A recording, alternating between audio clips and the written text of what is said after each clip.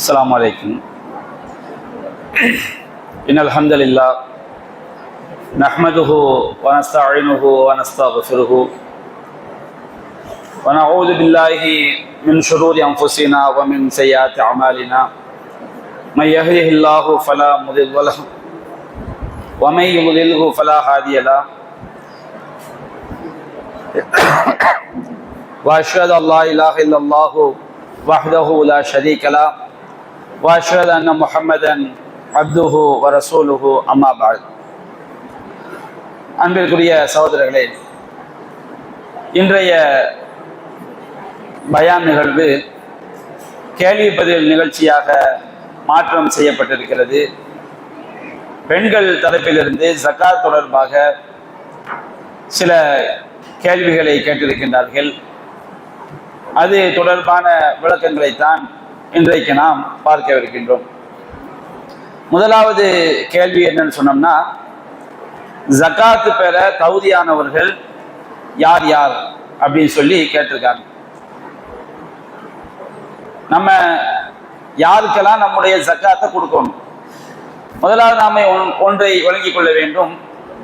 ஜகாத் என்று சொன்னால் கட்டாயமாக நாம் செய்ய வேண்டிய தர்மம். சதகா என்று சொன்னால் நாம விரும்பி செய்ய வேண்டிய தர்மம். நாம் விரும்பி கொடுக்க வேண்டிய தர்மத்தை அதற்கு தகுதியான யாருக்குனாலும் என்ன செஞ்சுக்கலாம், கொடுத்து கொள்ளலாம்.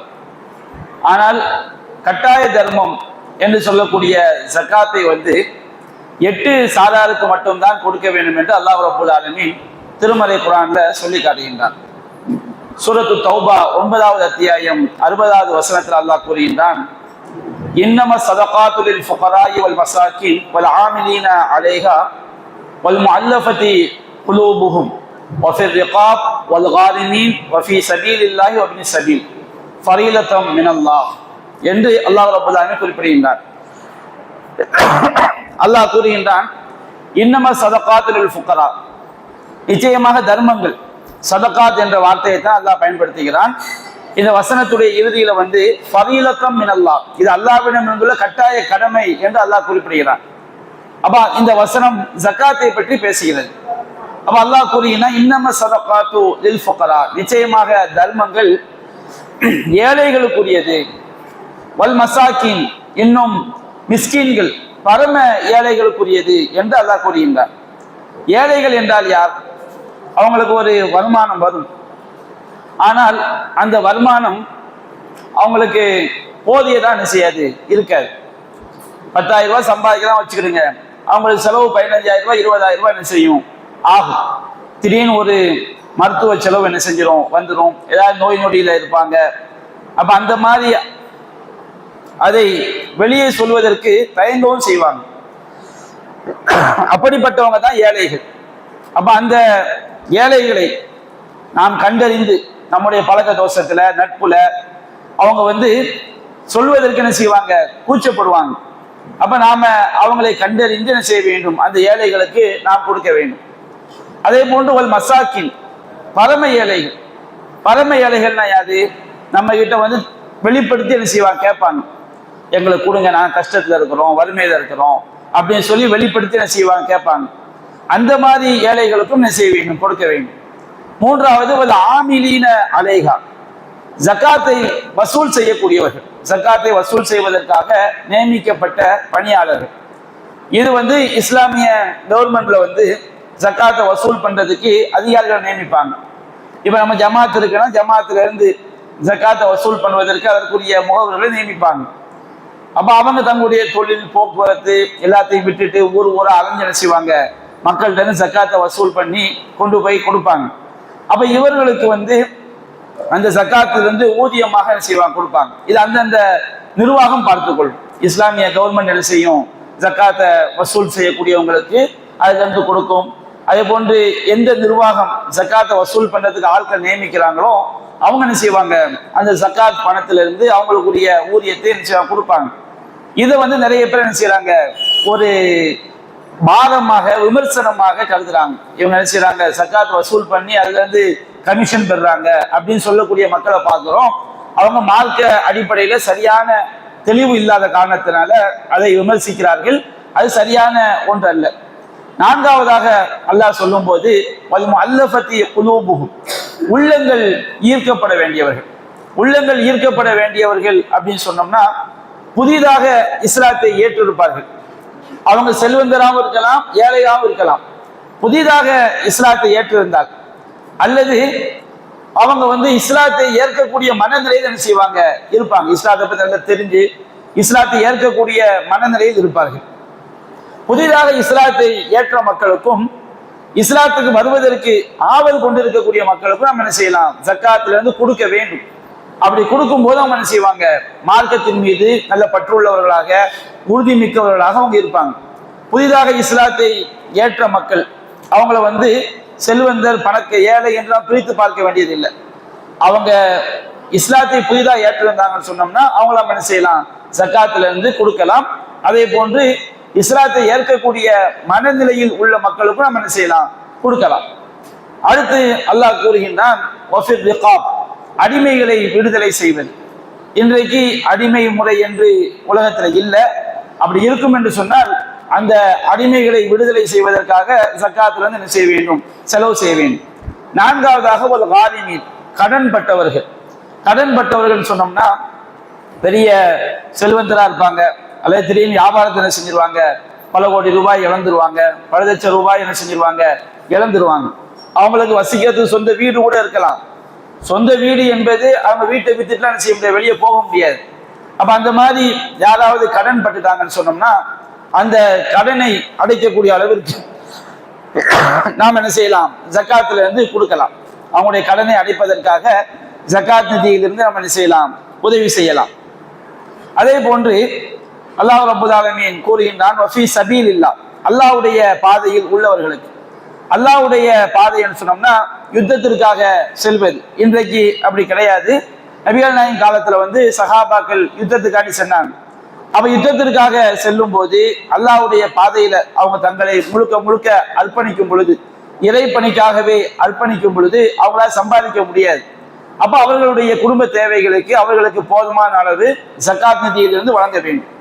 அதே போன்று அல்லாஹ் ரப்பல் ஆலமீன் கூறுகின்றான் இன்னம ஸதகாத்து லில் ஃபுகரா அல்லதீன உஹ்சிரு ஃபீ சபீலில்லாஹ், அதாவது அல்லாஹ்வுடைய பாதையில் தங்களை அர்ப்பணித்து விட்டார்களே அந்த ஏழைகளுக்கும் தர்மங்கள் உரியது என்று அல்லாஹ் கூறுகின்றான். யுத்தம் மட்டும் அல்லாம மார்க்கத்திற்காகவே சம்பாதிக்க முடியாம மற்ற வேலைகள் செய்ய முடியாம யார் தியாகம் செய்யறாங்களோ அந்த மக்களுக்கும் ஜக்காத்திலிருந்து உரிய ஊதியம் வழங்கப்பட வேண்டும் என்பதை இந்த வசனத்தில் நாம் என்ன செய்யறோம், விளங்கிக் கொள்கின்றோம். அடுத்ததாக அல்லாஹ் ரப்பல் ஆலமீன் சொல்லி காட்டுகின்றான் வப்னி சபீல், அதாவது வழிபோக்கர்கள். வழிபோக்கர்கள் என்று சொன்னால் திடீர்னு பெரிய பணக்காரரா இருப்பாரு, பெரிய செல்வந்தரா இருப்பாரு, ஒரு வெளியூருக்கு வந்திருப்பாரு, வந்த இடத்துல பணம் எல்லாம் என்ன செஞ்சிடும், தொலைஞ்சு போயிடும். அவர் பல கோடிகளுக்கு அதிபதியா இருந்தாலும் அந்த நேரத்தில் அவர் யார் தான், வழிபோக்கராக தான் சில இருக்கிறாரு. இங்க இருந்து வெளிநாட்டுக்கு போவாங்க, திடீர்னு பார்த்தா ஏதாவது ஒரு பாதிப்புல ஒண்ணும் இல்லாம என்ன செய்வாங்க, நிற்பாங்க. அப்ப அவங்க ஊர்ல நிறைய சொத்துக்கள் அவங்களுக்கு இருக்கலாம் என்றாலும் அந்த நேரத்தில் அவங்க என்ன செய்வாங்க, நிற்கதியா இருப்பாங்க. அது போன்று தங்களுக்கென்று சொந்த வீடு ஊரு எல்லாம் இல்லாம அப்படி என்ன செய்வாங்க, ஒரு நாடோடி வாழ்க்கையை வாழக்கூடிய மக்கள் அவங்களே யார் தான், வழிபோக்கர்கள் தான். அப்ப இந்த ரெண்டு சாரார் வழிபோக்கர்களுக்கும் நாம் என்ன செய்ய வேண்டும், ஜக்காத்திலிருந்து கொடுக்க வேண்டும். ஃபதீலத்தம் மினல்லாஹ், இது அல்லாஹ்விடம் வந்துள்ள கட்டாய கடமை என்று அல்லாஹ் ரப்பல் ஆலமீன் குறிப்பிடுகின்றார். ஒட்டுமொத்தமாக இந்த 8 சாராருமே ஃபுகரா ஃபகீர் ஏழைகள் அப்படிங்கிற ஒட்டுமொத்த வார்த்தையாக என்ன செய்யப்படுவாங்க, சொல்லப்படுவாங்க. ஏழைகள் என்பதை தனித்தனியா பிரித்தால் இந்த 8 சாராரும் வருவாங்க. இந்த 8 சாராரையுமே ஒட்டுமொத்தமாக ஃபகீர் என்ற வார்த்தையில் நபிகள் சொல்லி காட்டுறாங்க. முஆத் ரலியல்லாஹு அன்ஹு அவங்களை யமன் தேசத்துக்கு அனுப்பும் போது முஆதுக்கு சொல்லி அனுப்புறாங்க, நீ அந்த மக்களுக்கு சொல்லுங்கள், அல்லாஹ் உங்களுடைய செல்வங்களில் ஜக்காத்தை விதியாக்கி இருக்கின்றான். தூஹது மின் அக்னியாயிஹிம், அவர்களின் செல்வந்தர்களிடமிருந்து அந்த ஜக்காத் எடுக்கப்பட்டு துரத்து அலா ஃபுகராயிஹிம், அவருடைய ஏழைகளுக்கு வழங்கப்படும் என்று நபிகள் நாயகம் ஸல்லல்லாஹு அலைஹி வஸல்லம் அவங்க பொதுவாக ஏழைகள் என்று குறிப்பிடுறாங்க. அந்த ஃபகீர் அந்த ஏழைகள் யார் என்பதைத்தான் திருமறை வசனம் நமக்கு என்ன செய்து 8 சாராராக பிரித்து அல்லாஹ் சொல்லி காட்டுகிறான். எனவே இந்த 9வது அத்தியாயம் 60வது வசனத்துல யார் யார் ஜக்காத்தை பெறுவதற்கு தகுதியானவர்கள் என்று அல்லாஹ் குறிப்பிடுகின்றானோ அவர்களுக்கு மட்டும்தான் என்ன செய்யணும், ஜக்காத்தை கொடுக்கணும். மற்ற மதரசாக்கள், கல்வி நிறுவனங்கள், மற்ற விஷயங்களுக்கு எல்லாமே நாம எதுல இருந்து தான் கொடுக்கணும், இந்த சதக்கா, அதாவது உபரியான தர்மங்கள்ல இருந்தா என்ன செய்யணும். இப்போ ஒரு மதரசாக்கு நீங்க கொடுக்குறீங்க வச்சிருங்க. ஒரு மதரசாவில் வந்து ஏழைகளும் இருப்பாங்க, பணக்காரங்களும் இருப்பாங்க. அப்ப ஏழைகளுக்கு மட்டும் குறிப்பிட்ட அவங்க கையில கொடுத்தா தப்பு கிடையாது. ஒட்டுமொத்தமா மதரசாக்கு அப்படின்னு கொடுத்தோம்னா செல்வந்தர் பிள்ளைகள் அதுல இருந்து என்ன செய்யும், சாப்பிடக்கூடிய நிலைமை உருவாகும். அதனால அல்லாஹ் ரப்புல் ஆலமீன் எந்த 8 சாராரை குறிப்பிட்டு இருக்கிறானோ அவர்களுக்கு மட்டும்தான் ஜக்காத்துல இருந்து என்ன செய்ய வேண்டும், கொடுக்க வேண்டும். அடுத்து 2வது கேள்வி என்னன்னு சொன்னோம்னா, ஏழ்மை நிலையில் உள்ள பெற்றோருக்கு ஜக்காத் கொடுக்கலாமா? ஒரு ஆணோ பெண்ணோ அவங்களுடைய பெற்றோர் என்ன செய்யறாங்க, ரொம்ப ஏழையா இருக்கிறாங்க, இவங்களுக்கு ஜக்காத்துல இருந்து கொடுக்கலாமா அப்படின்னு சில கேள்வி கேட்கிறாங்க. அதாவது மார்க்கம் வந்து யாரை பராமரிப்பதை நம் மீது கட்டாய கடமையாக்கி இருக்கிறதோ அவங்களுக்கு நம்ம ஜக்காத் இதுல இருந்து என்ன செய்ய முடியாது, கொடுக்க முடியாது. யாரை பராமரிப்பது? நாம யாரிலிருந்து வந்தோமோ, நம்முடைய தகப்பனார், நம்முடைய பாட்டனார், நம்ம யாரிலிருந்து வந்தோமோ அவங்கள பராமரிப்பது நம்ம கட்டாய கடமை. நம்முடைய தாயார், தாயினுடைய தாயார், தாயாருடைய கணவர், இந்த தாயினுடைய தந்தை, இவங்களையெல்லாம் நாம பராமரிப்பது கட்டாய கடமை.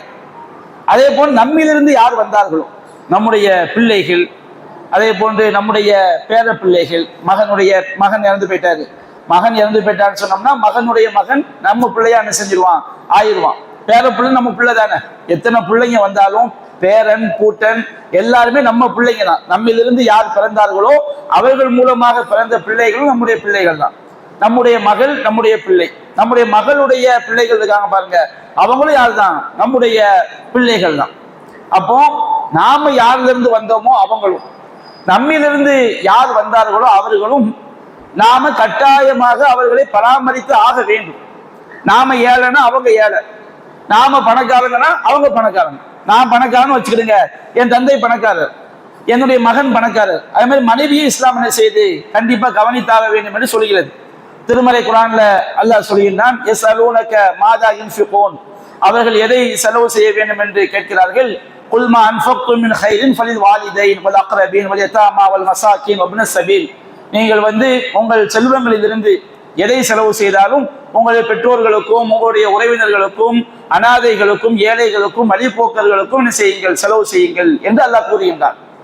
இன்னொரு இடத்துல அல்லாஹ் கூறும்போது வகலா ரப்புக அல்லா தஅபுது இல்லா இய்யாஹு வபில் வாலிதைனி இஹ்சானா, உங்களுடைய இறைவன் அவனை தவிர வேறு யாரையும் வணங்கக்கூடாது, உங்களுடைய பெற்றோர்களுக்கு நீங்கள் நல்லுபகாரம் செய்யுங்கள் என்று அல்லாஹ் ரப்புல் ஆலமீன் சொல்லி காட்டுகின்றார். பெற்றோர்கள் மார்க்கத்துக்கு மாற்றமான ஷிர்கான காரியங்களை நிர்பந்திச்சா கூட அதுல கட்டுப்படாதீங்க. உலக விஷயத்துல அவங்கள்ட்ட நல்ல விதமாக நடந்து கொள்ளுங்கள் அப்படின்னு என்ன அர்த்தம்?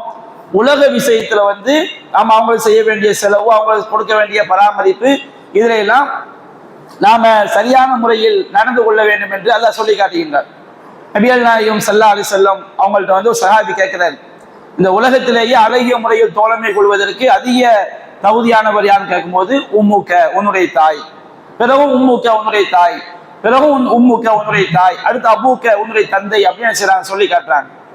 இன்னொரு செய்தியில பார்க்கிறோம், நபி தோழர் நபிகள் நாயகம் ஸல்லல்லாஹு அலைஹி வஸல்லம் அவங்கள்ட்ட அல்லாஹ்வின் தூதரே, நான் அல்லாஹ்வுடைய பாதையில யுத்தம் செய்யலாம்னு நினைக்கிறேன். அப்ப நபிகள் நாயகம் சொன்னாங்க, உன்னுடைய பெற்றோர்கள் ஹயாத்தா இருக்கிறாங்களா? ஆமா. அப்படின்னா நீ பெற்றோர்களை நல்லபடியா கவனித்துக்கொள், அதுதான் மிகப்பெரிய ஒரு ஜிஹாதுன்னு செய்றாங்க, சொல்லி காட்டுறாங்க. இப்படி குர்ஆன்லயும் ஹதீஸ்லயும் ஏராளமான வசனங்கள், ஏராளமான நபிமொழிகள் பெற்றோரை நாம் கவனிப்பது, அவர்களுக்காக செலவு செய்வது, பிள்ளைகளை கவனிப்பது, அவர்களுக்காக செலவு செய்வது, மனைவிமார்களை கவனிப்பது, அவர்களுக்காக செலவு செய்வது நம் மீது கட்டாய கடமையாக சுமத்தப்பட்டிருக்கிறது. அல்லாஹ் ரப்பல் ஆலமீன் திருமறை குர்ஆன் சொல்லி காட்டுகின்றான், அர்-ரிஜாலு கவ்வாமூன அலன் நிஸா, கணவர்கள் தான் பெண்களை நிர்வகிக்கக்கூடிய, மனைவியை நிர்வகிக்கக்கூடியவர்கள். என்ன காரணம்? பிமா ஃபல்லல்லாஹு பஅதஹும் அலா பஅதி, அந்த பெண்களை விட சில விஷயங்கள்ல ஆண்களை சிறப்பித்திருக்கிறான். பிமா அன்ஃபக்கும் மின் அம்வாலிஹிம், ஆண்கள் என்ன செய்றாங்க, தங்களுடைய செல்வங்களிலிருந்து மனைவியருக்கு செலவு செய்கிறார்கள். அப்போ மனைவியருக்கு செலவு செய்ய வேண்டிய கடமை யாருக்கு இருக்குது? ஒரு கணவன் மீது இருக்குது. அப்ப கணவன் என் மனைவிக்கு சக்காத்து கொடுக்கலாமா கேட்கக்கூடாது.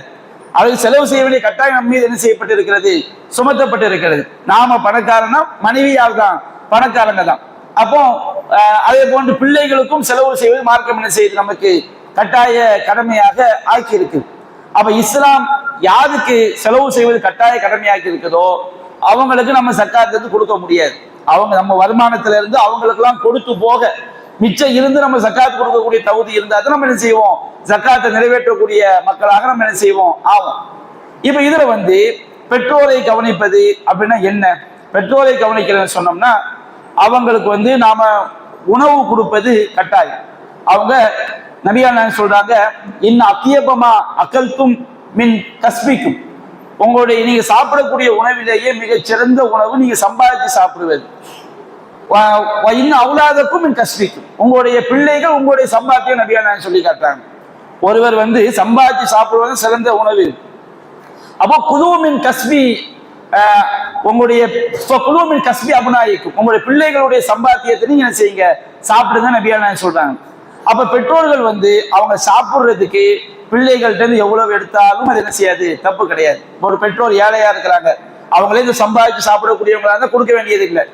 அவங்க சாப்பாடு கஷ்டப்படுறாங்கன்னா ஒரு பிள்ளையுடைய உணவுல இருந்து சம்பாத்தியத்துல இருந்து அவங்க சாப்பாட்டுக்கு அவங்க என்ன செஞ்சுக்கலாம், எடுத்துக்கலாம். சாப்பிடுறது 3 வேளை சாப்பிடணுமா இல்லையா, அதுக்கு அவங்க எடுக்கக்கூடிய உரிமை அவங்களுக்கு என்ன செய்யுது, இருக்குது. அவங்க தங்கக்கூடிய இடம் கொடுப்பது கடமை, அவங்க வசிக்கக்கூடிய இடம் கொடுப்பது நமக்கு கடமை. பெற்றோர்களுக்கு தங்கக்கூடிய இடம், வசிக்கக்கூடிய இடம், உணவு, அவங்க நோய் விட்டா அவங்கள நாம நோய்க்கான ட்ரீட்மெண்ட் எடுக்கிறது, இதெல்லாம் நமக்கு கட்டாய கடமையான செய்யப்பட்டிருக்கு, ஆக்கப்பட்டிருக்கு. இப்போ இது அல்லாத கட்டாய கடமை அல்லாத ஒரு சில விஷயங்கள் சில நேரங்கள்ல பெற்றோர் விஷயத்துல ஏற்படலாம். எப்படி ஏற்படலாம்? இப்போ ஒரு தகப்பனார் என்ன செய்யறாங்க, ஒரு பெரிய வியாபாரம் பண்றாரு, மகன் தனி நிர்வாகமா இருக்கிறாரு, தகப்பனார் தனி நிர்வாகமா இருக்கிறாரு. ஒரு பெரிய வியாபாரம் பண்ணும்போது அந்த வியாபாரத்துல அவர் நஷ்டம் அடைஞ்சுதான் வச்சுக்கிடுங்க, பல கடன் பட்டாலும் வச்சுக்கிடுங்க. தகப்பனுடைய கடனை பிள்ளை அடைக்க வேண்டும் என்று கட்டாயம் கிடையாது. தகப்பனுடைய கடனை பிள்ளை அடைக்க வேண்டும் என்று கிடையாது, கட்டாயம் கிடையாது. பிள்ளைக்காணி பட்ட கடனை அடைக்கலாம். அவர் ஒரு வியாபாரம் பண்றாரு, அதுல அவருக்கு நஷ்டம் ஆயிடுச்சு, பிள்ளை தனி நிர்வாகமா இருக்கிறான். அப்படி வரும்போது கடனை அடைப்பது சிறந்தது, ஆனா அடைக்க வேண்டும் என்ற கட்டாயம் என்ன செய்யாது, மார்க்கத்துல கிடையாது. அப்ப இந்த மாதிரி ஒரு தகப்பனார் அவரு ஒரு வியாபாரத்துல ஈடுபட்டு நஷ்டமாயிட்டாரு. அப்ப அந்த கடனை அடைக்க வேண்டும் கட்டாயம் எனும் போது அவர் மிகப்பெரிய சிரமத்துல கஷ்டத்துல இருக்கும்போது ஒரு மகன் என்ன செய்யலாம், அந்த கடனை தன்னுடைய செல்வத்திலிருந்து அடைக்கலாம். அப்படி கொடுக்கறதுக்கு ஒரு வசதி இல்லைன்னா தன்னுடைய ஜக்காத்து பணத்திலிருந்தும் என்ன செய்யலாம், அவருக்கு கொடுத்து உதவலாம். இது தடை கிடையாது. ஏன்னா கடனை அடைப்பது என்பது கட்டாயம் இல்லை. நபிகள் நாயகம் ஸல்லல்லாஹு அலைஹி வஸல்லம் மட்டும் சஹாபி கேட்கிறாரு, என்னுடைய தகப்பனார் சில நோன்புகள் நோக்காம மூத்தாயிட்டாரு, அந்த நோன்பை நான் நிறைவேற்ற வேண்டுமா அப்படின்னு கேட்கும்போது, நோன்போ ஹஜ்ஜோ தொடர்பா கேட்கும்போது, ஒரு தகப்பனார் மூத்தாயிட்டா அவர் மேல கடன் இருந்தா அடைப்பீங்களா இல்லையா? நம்ம கடன் இருந்தா நம்ம சக்தி இருந்தா என்ன செய்வோம், அடைப்போம். அப்ப அத மாதிரி அல்லாஹ்வுக்கு செய்ய வேண்டிய கடனை நீங்க என்ன செய்யுங்க, நிறைவேற்றுங்க அப்படின்னு என்ன செய்யறாங்க, சொல்லி காட்டுறாங்க.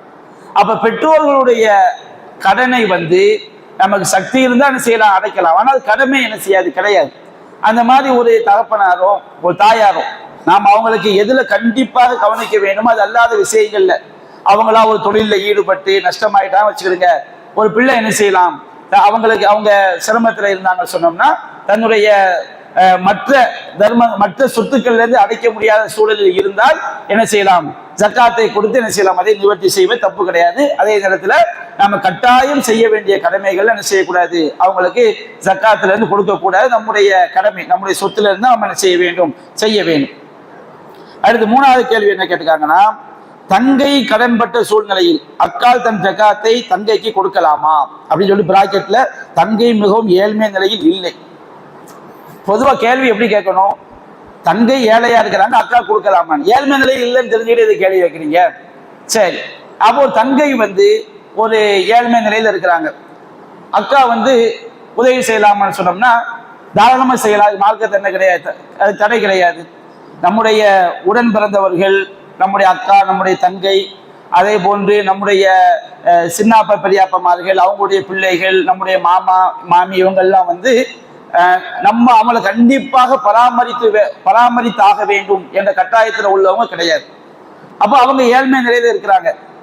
உங்களுடைய சொத்துக்கள்ல இருந்து, உங்களுடைய வருமானத்திலிருந்து நீங்க அவங்களுக்கு கொடுத்து உதவ முடியல அப்படிங்கும் போது ஜக்காத்துல இருந்து என்ன செய்யலாம், கொடுத்து உதவலாம். ஆனா எது சிறந்தது?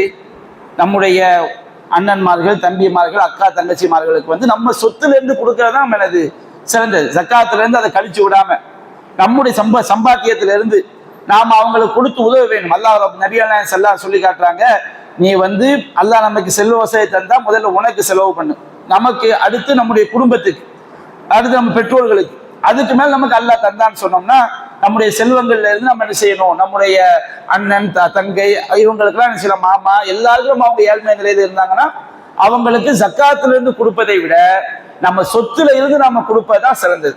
ஜக்காத்தை வந்து நம்ம ஏழைகளுக்கு கொடுக்கலாம், மற்ற ஏழைகளுக்கு கொடுத்துட்டு, ஏன்னா இவங்க நமக்கு ரொம்ப நெருக்கமானவர்கள். அப்ப ரொம்ப நெருக்கமானவர்களுக்கு நான் ஜக்காத்துல இருந்து தான் கொடுப்பேன்னு சொல்றது வந்து அது சரியான ஒரு அளவுகோல் இல்லைல்ல.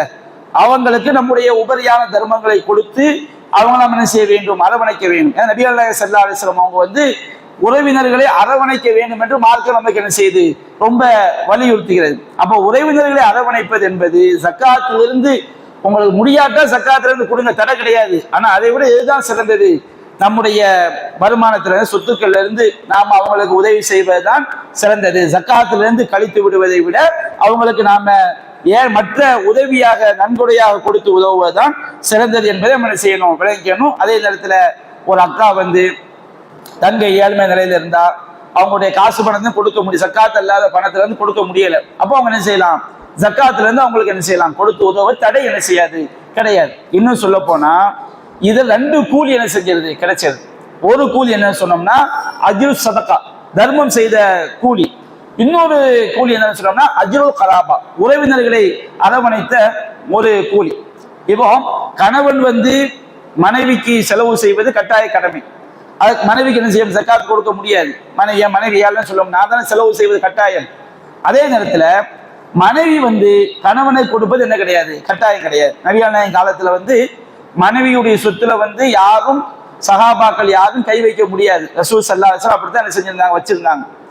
அப்ப நபிகள் நாயகம் ஸல்லல்லாஹு அலைஹி வஸல்லம் ஒரு நாள் ஒரு பெருநாள் உரையில சொல்றாங்க, பெண்களை தர்மம் செய்யுங்கள் அப்படின்னு சொல்லும் போது நபி இப்னு மஸ்ஊத் ரலியல்லாஹு அன்ஹுடைய மனைவி அன்னை ஜைனப் ரலியல்லாஹு அன்ஹா அவங்களும் அதே ஜைனப்ங்கிற பேர் கொண்ட இன்னொரு நபி தோழியரும் தர்மம் செய்யறதுக்காண்டி போகும்போது அவங்க கணவன்மார்கள் கேட்கறாங்க, நாங்களே ஏழையா இருக்கிறோம், எங்களுக்கு பிள்ளைகள் செலவு பண்ண முடியல, அந்த தர்மத்தை எங்களுக்கு கொடுங்கன்னு என்ன செய்யறாங்க, கேட்கறாங்க.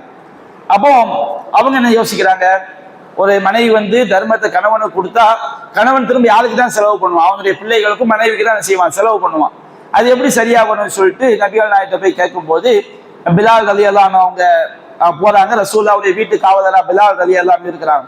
அப்ப எங்க பேரையெல்லாம் சொல்லாதீங்க, இந்த மாதிரி ரசூலுல்லாஹ் தர்மம் செய்ய சொன்னாங்க, தர்மத்தை வந்து எங்கள் கணவன்மார்கள் வறுமையில் இருப்பதா கேட்கிறாங்க, அவங்களுக்கு கொடுக்கலாமா? அப்போ பிலால் போய் ரசூலுல்லாஹ் சொன்ன உடனே கேட்டது யாரு, ஜைனப். எந்த ஜைனப்? இப்னு மஸ்ஊத் ரலியல்லாஹு அன்ஹுடைய மனைவி அப்படின்னு சொன்ன உடனே ஆமா கொடுக்கலாம், ஏன்னா அவங்களுக்கு என்ன செய்யும், 2 கூலி கிடைக்கும் நபியா சொல்லி காட்டுறாங்க. அதே மாதிரி அபூ தல்ஹா ரலியல்லாஹு அன்ஹு அவங்களுக்கு வந்து பைருஹான்னு ஒரு தோட்டம் இருந்துச்சு. அது வந்து மிகப்பெரிய வளம் குளிக்கக்கூடிய தோட்டம், மதீனாவுடைய முன்பகுதியில் இருந்துச்சு.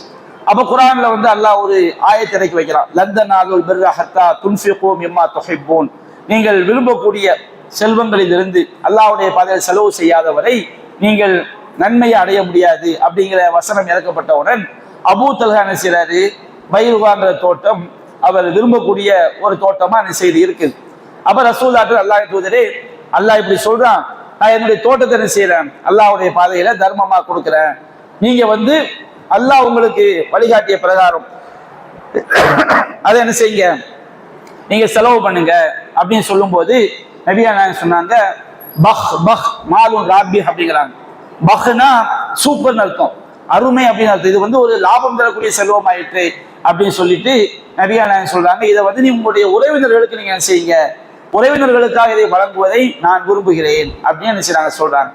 அப்ப அது மாதிரி அபூ தல்ஹா என்ன செய்றாரு, அந்த தோட்டத்துல ஒரு தோட்டத்துல உள்ள வருமானங்கள் எல்லாத்தையுமே உறவினர்களுக்கு பங்கிட்டு கொடுக்குறாங்க. அப்ப மார்க்கம் வந்து நம்முடைய உறவினர்கள், அதாவது நம்முடைய இரத்த உறவுகள், நெருங்கிய உறவுகள், இவங்க ஏழைகளாக இருக்கும் போது அவங்களை விட்டுட்டு மற்றவங்களுக்கு உதவுவதை வந்து இஸ்லாம் முக்கியத்துவம் கொடுக்கல. முதல்ல நம்முடைய சொந்த பந்தங்களை என்ன செய்யணும், நாம கவனித்தாக வேண்டும். அப்ப நம்முடைய சொத்துக்களே சொந்த பந்தங்களை கவனிக்கணும். அதுக்கு நமக்கு இயலாத சூழல் இருந்தால் ஜக்காத்துல இருந்து நம்ம என்ன செய்யலாம், உறவினர்களுக்கு தாராளமாக கொடுக்கலாம். அது வந்து என்ன கிடையாது, 2 கூலி கிடைக்கும். உறவுகளை அரவணைத்த கூலி, இன்னொன்று வந்து தர்மம் செய்த கூலி. அப்ப அதனால வந்து கடன்பட்ட நிலையில உள்ள தங்கை வந்து கடனா இருந்தால் அக்கா கொடுப்பது என்ன கிடையாது, தப்பு கிடையாது. அடுத்த 4வது என்ன கேள்வி கேட்கிறாங்கன்னா, ஒரு சொந்த வீடு உள்ள நிலையில் தாய் தந்தைக்கு உழைத்து கொடுக்கும் ஆண்மகன் இல்லாத நிலையில் அவர்களோ ஜக்காத் பெறக்கூடிய நிலையில் அவர் அந்த வீட்டிற்கு ஜக்காத் கொடுக்க வேண்டுமா அப்படின்னு கேட்குறாங்க. அதாவது ஒரு ஆளுக்கு வந்து ஒரு சொந்த வீடு தான் என்ன செய்து இருக்குது, அவங்க தன்னுடைய தாய் தந்தையர்களுக்கு என்ன செய்ய வேண்டும், உழைத்து கொடுக்க வேண்டிய நிலையிலும் என்ன செய்யறாங்க இருக்கிறாங்க. அவங்களுக்கு ஆண் மக்களும் இல்லை. ஒரு ஆண் மக்கள் இருந்தால் வெளிநாட்டுக்கு போவான், சம்பாதிப்பான், நிறைய கிடைக்கும். இந்த நிலையில வந்து அவங்க அந்த வீட்டுக்கு ஜக்காத் கொடுக்க வேண்டுமா அப்படின்னு சொல்லி என்ன செய்யறாங்க கேட்கிறாங்க. பொதுவாக அந்த வீட்டை வந்து கட்டும் போது ஜக்காத் கொடுத்த பணத்திலிருந்து கட்டி இருந்தால் அதுக்கு திரும்ப என்ன செய்ய வேண்டியதில்லை, கொடுக்க வேண்டிய அவசியம் இல்லை. அதே நேரத்தில் ஜக்காத் கொடுக்காத பணத்திலிருந்து கட்டினா அந்த வீட்டுக்கு என்ன செஞ்சாகணும், ஜக்காத்து கொடுத்தாக வேண்டும். அப்ப அது ஒரு சொத்து தானே, மதிப்புமிக்க சொத்து தானே. அப்ப அப்படி இருக்கும்போது அவங்க அந்த வீட்டுக்கு ஜக்காத்து அவங்க மௌத்தாவதுக்குள்ள என்ன செஞ்சிடணும், கொடுத்துடணும். ஒரு வருஷத்துக்குள்ள கொடுக்கவங்க கட்டாயம் என்ன செய்யல இல்லை. அதற்காண்டி வீட்டை விற்க வேண்டிய கட்டாயம் கிடையாது. ஏன்னா வீடு இல்லாட்ட என்ன செய்ய முடியாது, வாழ முடியாது. வீடு என்பது இன்றைக்கு நம்ம கடையநல்லூர் போன்ற ஊர்களில் வந்து வாடகைக்கு குடியிருந்தா எவ்வளவு பெரிய சிக்கலுங்கிற நம்ம பார்க்கிறோம். சாதாரணமா ஓரஞ்சாரத்தை வீட்டை கட்டிட்டு 5000 7000 நினைச்சுறாங்க வாடகை கேட்கக்கூடிய நிலைமையில் இருக்கும்போது, ஒரு 5000 10,000 12,000 சம்பளம் வாங்குறவங்க வந்து வாடகைக்கு பாதி தொகையை கொடுக்க வேண்டிய நிலைமை இருக்குது. அப்ப இருக்கிற சொந்த வீடை வித்தோம்னா பெரிய சிக்கலான செஞ்சிடும் ஆயிரும். அப்போ அவங்க கொஞ்சம் கொஞ்சமா தங்களால் முடிந்த அளவுக்கு என்ன செய்யட்டும், அந்த வீட்டுக்கு கணக்கு பண்ணி ஜக்காத்து கொடுக்கட்டும். மௌத்தாவதுக்குள்ள வீட்டுக்குள்ள ஜக்காத்து அவங்க செய்ய நிறைவேற்றணும். அதுக்கு மேல நிர்பந்தத்தில் அவங்க முடியாத சூழல் ஆகிவிட்டார். ஏன்னா ஜக்காத்துங்க ரொம்ப அதிகம்லாம் கிடையாதுல்ல, 100க்கு 2000 ரூபாய், 1 லட்சம் ரூபாய் இருந்துச்சுன்னு சொன்னோம்னா 2500 ரூபாய் என்ன செய்ய போறாங்க, கொடுக்க போறாங்க. அப்போ அந்த அளவுக்கு அவங்க நிர்பந்தத்தை கொடுக்க முடியாத சூழல்ல இருந்தாங்கன்னு சொன்னோம்னா அல்லாஹ் குர்ஆன் சொல்லி காட்டுறான், ஃபமனல் துர்ர கைர பாகின் வலா ஆதின் ஃபலா இஸ்மாலி. யார் வந்து நிர்பந்திக்காமலும் வழியை செல்லாமல் நிர்பந்தத்துக்கு உள்ளாக்கப்படுறாங்களோ அவங்க மேல குற்றம் இல்லை நல்லா சொல்லி காட்டுறான். அதே போன்று லா யுகல்லிஃபுல்லாஹு நஃப்ஸன் இல்லா உஸாஹா, அல்லாஹ் எந்த ஒரு ஆத்மாவையும் செய்ய மாட்டான், சக்திக்கு மீறி நிர்பந்திக்க மாட்டான். நீங்க அந்த 2% கொடுக்கறதுனால உங்களுக்கு வந்து வாழவே முடியாது, பெரிய கஷ்டம் அப்படிங்கிற மாதிரி சூழல்ல இருந்தீங்கன்னா அது நிர்பந்தமா என்ன செஞ்சிடும், ஆயிரும். அதற்குரிய தீர்வு அல்லாஹ் கிட்ட என்ன செய்து இருக்கு. நிர்பந்தம் என்பது அறியக்கூடிய யாரு, நமக்கும் அல்லாஹ்க்கு மத்தியில உள்ள விஷயம். ஆனா நிர்பந்தத்தை அல்லாஹ் என்ன செய்வான், மன்னிப்பான் என்பது சட்டம். அப்போ ஒரு ஆளுக்கு சொந்த வீடு இருக்குது, ஜக்காத்து கொடுக்கவில்லைன்னு சொன்னால் அதற்கு அவர் என்ன செய்ய வேண்டும், மௌத்தாவதுக்குள்ள அந்த வீட்டுக்குரிய ஜக்காத்தை கணக்கிட்டு என்ன செய்ய வேண்டும், கொடுத்து விட வேண்டும். அப்படி கொடுக்க முடியாத நிலையில அவங்க உள்ளாயிட்டாங்கன்னா அவங்க நிர்பந்தத்துமா இருந்தால் அல்லாஹ் என்ன செய்வான், மன்னிக்க கூடியவன் என்பதையும் நாம் என்ன செய்ய வேண்டும், புரிந்து கொள்ள வேண்டும். அடுத்து மாத வருமானம் 10,000 எனில் ஜக்காத் கொடுக்க வேண்டுமா அப்படின்னு கேட்கலாம். ஒரு ஆளுக்கு மாசம் 10,000 ரூபாய் வருமானம் வருது, இவர் ஜக்காத் கொடுக்கணுமா? அதாவது ஜக்காத் எப்போ நமக்கு கடமையாகும் சொன்னோம்னா, பொதுவாக இஸ்லாம் ஆடுகளுக்கு ஜக்காத் சொல்லி காட்டுது. இது எந்த செல்வத்தோடையும் கலக்கக்கூடாது. நம்ம மேயக்கூடிய ஆடுகளா இருக்குன்னு வச்சுக்கிடுங்க, காட்டுல போய் மேய்த்து வளர்க்கக்கூடிய ஆடுகளா இருக்குன்னு வச்சுக்கிடுங்க, அதுக்கு ஒரு அளவு இஸ்லாம் சொல்லி இருக்கு. இதை மற்ற செல்வத்தோட கலக்கக்கூடாது. 40 ஆடு இருந்தா ஒரு ஆடு ஜக்காத் அப்படிங்கிற அளவுல இஸ்லாம் சொல்லி காட்டுது. ஆடு தனி, மாட்டுக்குரிய ஜக்காத் என்பது தனி. நம்ம மேய்க்கக்கூடிய மாடுகளாக இருந்து சொன்னா அது தனி. 30 மாடுகள் இருந்தா ஒரு ஆடு அப்படிங்கிற மாதிரி மாட்டுக்கு தனி. அதை மற்ற எந்த செல்வத்தோட செய்யக்கூடாது, கலக்கக்கூடாது. ஒட்டகத்துக்கு தனி. ஒட்டகத்துக்கு வந்து அது எந்த செல்வத்தோட கணக்கு பார்க்கக்கூடாது. ஒட்டகம் என்னது தனி. அதே போன்று விளைநிலங்கள், விளையக்கூடிய தானியங்கள் எல்லா தானியமும் கிடையாது. நாம வந்து அதை அளக்கவும் முடிய வேண்டும், நீண்ட காலம் சேமித்து வைக்கவும் முடியும். இப்ப பருப்பு, அரிசி, கோதுமை, சுண்டல், இந்த மாதிரி இருக்கு பாருங்க.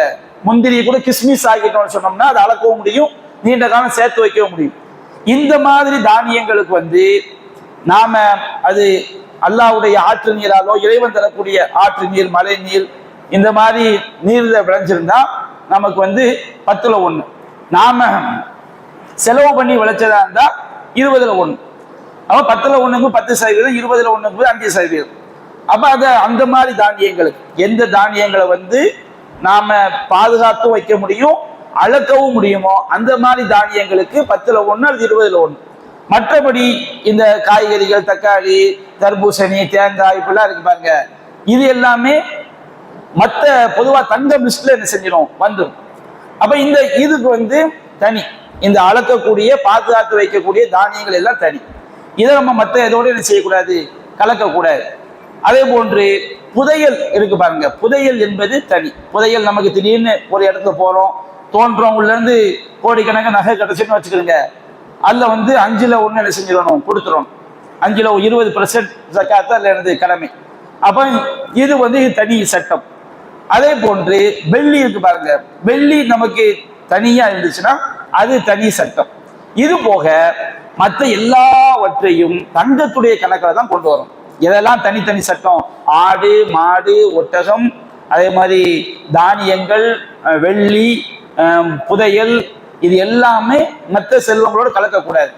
இது போக நம்முடைய வியாபார சரக்குகள், ஒரு கடையில வந்து நிறைய நம்ம பொருளை வந்து என்ன செஞ்சிருக்கிறோம், வியாபாரம் பண்றதுக்காண்டி குமிச்சு வச்சிருக்கிறோம். இந்த வியாபார சரக்குகள், நம்ம அணியக்கூடிய நகைகள், நாம வாங்கி போட்டிருக்கக்கூடிய மனைகள், அதே மாதிரி விளைச்சல்ல ஒரு ஏதாவது விளைச்சல், தேங்காய், மாங்காய் அப்படிலாம் வந்து விளைச்சல்ல வரும் பாருங்க, அது வியாபாரம் பண்ணி பணமா பணமாக வரக்கூடிய வருமானம். அதே போன்று கோழி பண்ணை வச்சிருப்பாங்க, கோழிக்கெல்லாம் கணக்கு பண்ணி என்ன செய்ய முடியாது, கொடுக்க முடியாது. அவங்க அதை வியாபாரம் பண்ணி பணமா வரும் பாருங்க, அதுல வரக்கூடிய வருமானம். மற்ற எதெல்லாம் நமக்கு குர்ஆன் சுன்னாவில் நேரடியா சொல்லப்பட்டுக்கோ அதை தவிர மற்ற ஒட்டுமொத்த செல்வங்களும் 88 கிராம் அல்லது 85 கிராம் தங்கத்தை விட அதிகமா இருக்குன்னு வச்சுக்கிறீங்க, நம்ம ஜக்காத்து கொடுக்கணும், தகுதிக்கு என்ன செஞ்சிடணும், வந்துடணும். நகையை மட்டும் பார்க்கக்கூடாது, ஒட்டுமொத்த செல்வங்களை எதையெல்லாம் தனித்தனியா இஸ்லாம் அளவு குறிப்பிட்டு சொல்லி இருக்குதோ அதை தவிர மற்ற ஒட்டுமொத்த செல்வங்களை நம்ம கணக்கு பண்ணணும். இப்போ ஒரு ஆள்கிட்ட வந்து மற்ற தங்கம் அது எல்லாம் சேர்த்து கணக்கு பார்க்குறாரு, அவர்கிட்ட வந்து 70 கிராம் தான் இருக்குது. இப்போ இவர் ஜக்காத்து கடமையா, அவர் மாசம் 50,000 ரூபாய் ஜக்காத்து வாங்கினாலும் சம்பளம் வாங்கினா ஜக்காத்து கடமை கிடையாது. ஏன் கடமை கிடையாது, அவருக்கு 50,000 வந்து வருது, இதோட கூட்டி பார்க்குறாரு, ஜக்காத்து கொடுக்கக்கூடிய 88 கிராம் அளவுக்கு வரலன்னு வச்சுக்கிடுங்க, அப்ப அவருக்கு என்ன கிடையாது, ஜக்காத்து வந்து கடமை கிடையாது. இப்போ ஒருவருடைய ஒட்டுமொத்த செல்வமும், எந்த செல்வம் எதையெல்லாம் நாம தனித்தனி அளவுகள் சொல்லப்பட்டிருக்கோம் அது போக மற்ற எல்லா செல்வங்களும் 88 கிராம் தங்கத்துக்கு ஈக்குவலா வந்துட்டுன்னு சொன்னோம்னா அவர் என்ன செய்யணும், 100க்கு 2.5% ஜக்காத்து கொடுக்கணும். ஒரு தடவை கொடுத்துட்டாருன்னா அந்த பொருளுக்கு திரும்ப கொடுக்க வேண்டிய அவசியம் இல்லை. ஏன்னா அல்லாஹ் சொல்லி நபியானா சொல்லி காட்டுறாங்க, இன்னல்லாஹ லம் யஃப்ரில் அஸ்ஸகாத்த இல்லா லிதய்யிப மா பகிய மின் அம்வாலிக்கும். நீங்க ஜக்காத்து கொடுத்து போக எஞ்சியுள்ள பொருட்களை பரிசுத்தப்படுத்துவதற்காக அல்லாஹ் என்ன செஞ்சிருக்கிறான், ஜக்காத்தை கடமையாக்கி இருக்கிறான். ஒரு வீட்டுக்கு ஒரு தடவை கொடுத்துட்டோம், அது திரும்ப கொடுக்க வேண்டியது இல்லை. ஆனால் நம்முடைய தங்க மதிப்பு, நான் தங்க மதிப்பு சொல்ல தங்கத்தை மட்டும் வைத்தல்ல, நிலம் மற்ற எல்லாத்தையும் சேர்த்து அதனுடைய மதிப்பு 88 கிராம் தங்கத்துக்கு நிகராகவோ அதற்கு மேலேயோ வந்துட்டுனா அதுக்கு நாம் ஒரு தடவை கொடுத்துடணும். அதுக்கு பிறகு நமக்கு வரக்கூடிய ஒவ்வொரு வருமானத்துக்கும் நம்ம என்ன செய்யணும், ஜக்காத்தை கொடுத்துக்கிட்டே என்ன செய்யணும் வரணும். 10,000 ரூபாய் வந்தா கூட அந்த 10,000த்துக்கு ஜக்காத்தை என்ன செய்யணும் கொடுத்துடணும். ஒரு ஆளு 3 லட்சம் ரூபாய் சம்பளம் வாங்குறாரு, ஆனா அவருடைய பேசிக் சொத்து வந்து 88 கிராம் தங்கம் அளவுக்கு இல்லைன்னு வச்சுக்கிடுங்க, இப்ப இவருக்கு ஜக்காத்து கடமை கிடையாது. அவர் விரும்பினால் என்ன செய்யலாம், கொடுக்கலாம். சரிங்களா? சரி, இன்னும் சில கேள்விகள் இருக்குது, அதை நம்ம என்ன செய்வோம் இன்ஷா அல்லாஹ் நாளைய தினம் அதற்குரிய பதில்களை நாம் செய்வோம், பார்ப்போம். அல்ஹம்துலில்லாஹி ரப்பில் ஆலமீன். அப்ப இன்னைக்கு கேள்வி பதில்